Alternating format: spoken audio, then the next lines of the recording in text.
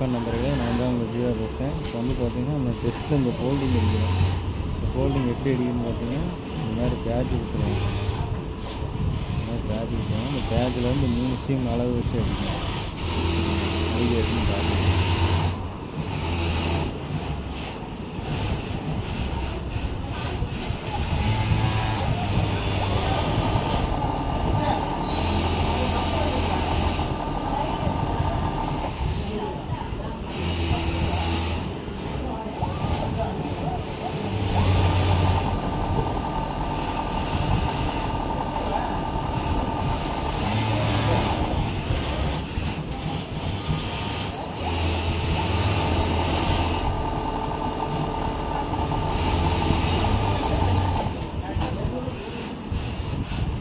இந்த வேலை பழகிற மாதிரி இருந்தால் கீழே நம்பருக்கு அந்த நம்பருக்கு கால் பண்ணுங்கள்.